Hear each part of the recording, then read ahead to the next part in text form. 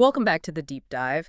Today, we're wading into the wreckage of a crisis that didn't just shock the political system. It really exposed a catastrophic, an immediate breakdown in how we all receive and process information. Yeah, it's the big one. We're focusing on the aftermath of the assassination of conservative activist Charlie Kirk. But our mission today isn't just to, review the tragic facts. It's to unpack two massive parallel consequences that unfolded basically instantly. Those are.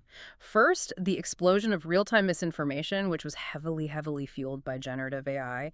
And second, the extensive government-backed campaign to police political commentary that followed. Both in the U.S. and, well, internationally, too. Exactly. We've analyzed a lot of detailed reporting, specifically from CBS News, on AI's central, really disruptive role, and we have extensive documentation on the event itself, the suspect, and the huge political fallout.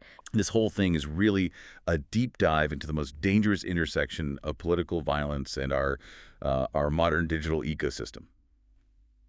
To set the foundation for everyone, Charlie Kirk, 31 years old, co-founder of Turning Point USA, was fatally shot on September 10th, 2025. And he was speaking at an outdoor campus debate at Utah Valley University when it happened. Exactly. The tragedy just immediately threw a spotlight on how unstable our information environment is when a high-stakes, a politically polarizing event like this occurs. Okay, so let's unpack the initial facts of the crime itself. Kirk was shot once in the neck. By a sniper positioned on the roof of the Lucie Center, which was about 142 yards away. So this was premeditated, a deliberate act of political violence, no question. The manhunt was intense, but it wrapped up relatively quickly. The suspect, a 22-year-old named Tyler James Robinson from Washington, Utah, he surrendered. Just 33 hours after the search began, right? Yeah, his parents reportedly persuaded him to turn himself in. He's now charged with aggravated murder, and prosecutors are seeking the death penalty. And this is where the narrative gets so complex and, frankly, just confusing right from the start. Robinson's mother told investigators her son had become very political over the last year. Leaning, and I'm quoting here, more to the left, becoming more pro-gay and trans rights-oriented. Views that were in direct conflict with his family's conservative background. And that alleged motive was, well, it was backed up by evidence from the prosecution. Yeah. They cited text messages he sent to his roommate. Right, detailing his plans, and the motive was stated so clearly. I had enough of his hatred. Some hate can't be negotiated out. So it appears to be a clear assassination driven by ideology. But here's what I'm trying to reconcile. You have this image of the deeply ideological killer, and then you have the evidence he left, which was covered in these very specific internet memes. This is the part that is just so fascinating.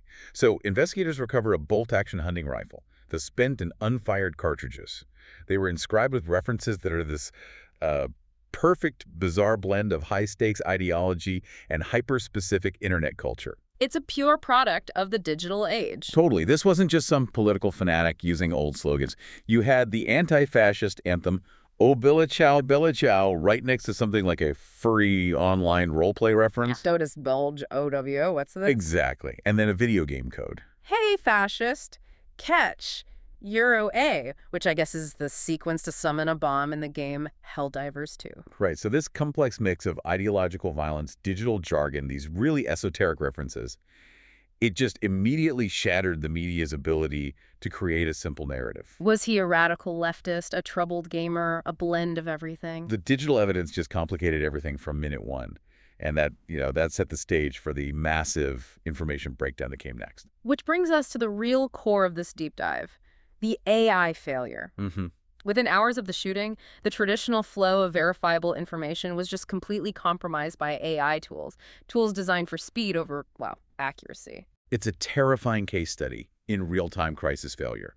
Our analysis of that CBS report on X's AI chatbot, Grok, shows it just failed spectacularly under pressure. It was like having the worst possible eyewitness at the scene. Grok generated 10 separate posts that misidentified the suspect before Tyler Robinson was even formally named. Just throwing out false identities. Yeah, leading to widespread confusion and then, of course, doxing and harassment of innocent people. And it went beyond just text errors.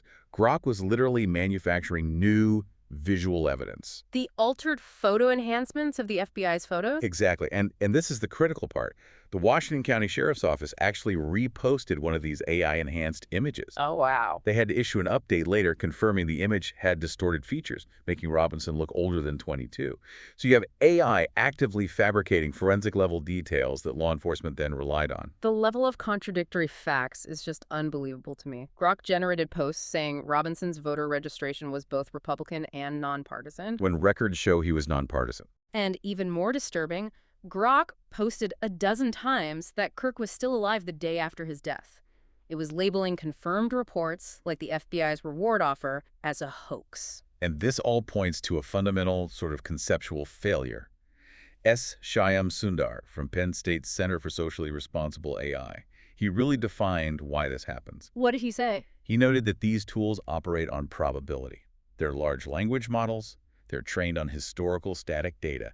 Their whole job is to calculate what is the most likely next word or next passage. So they're not built for real-time fact-checking. Not at all. A crisis like this maximizes the LLM's tendency to just hallucinate or guess the most probable answer instead of waiting for verified facts. So because the new information contradicted the historical data it was trained on, it defaulted to what it knew, even if it was false, or it just invented new facts. Precisely. And this chaos wasn't just limited to Grok.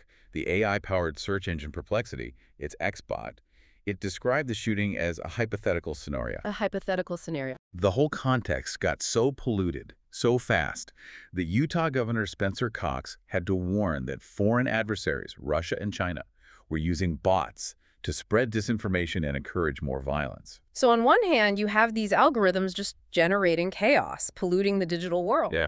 But what happens when that digital chaos meets, real-world institutional power? Well, that's when the reaction shifted. Almost instantly, the focus moved away from the crime scene and toward controlling the national narrative. And punishing anyone who deviated from it. Right. So here's that institutional reaction. The Trump administration immediately blamed the radical left. The rhetoric was aggressive. They threatened a huge crackdown on liberal groups, on donors, naming organizations like the Open Society Foundations, the Ford Foundation. Vowing to disrupt, dismantle, and destroy these networks. And they specifically designated Antifa as a terrorist group. And the calls for basically citizen surveillance created this environment of fear. Vice President J.D. Vance was on TV calling for Americans to call their employer if they saw anyone celebrating the death. It was not a subtle message. Not at all. It was a clear signal to private employers that any perceived dissent should be punished. Okay, but just to play devil's advocate for a second, wasn't some kind of swift intervention necessary? I mean, given the trauma and the widespread celebration of the event you saw online. Intervention to ensure safety? Maybe. But what followed was this unprecedented campaign targeting speech. And Reuters reported a staggering number. Over 600 Americans were fired or disciplined for posts. And not just for celebrating, for also just being critical of Kirk or the Republican response.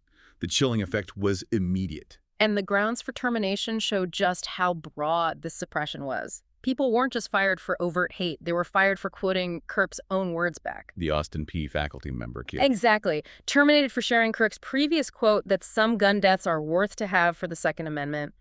Getting fired for using the public figure's own words. It just shows the severity of what some were calling right-wing cancel culture. And the fallout even hit major media organizations. Jimmy Kimmel Live was suspended indefinitely. And that came after FCC Chair Brendan Carr threatened to revoke ABC's broadcast licenses.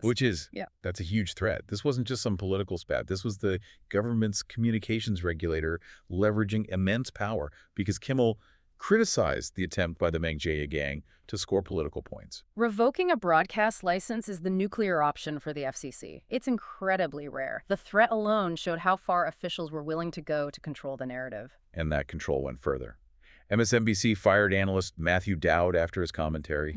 DC Comics canceled the whole book series after the writer made some celebratory posts.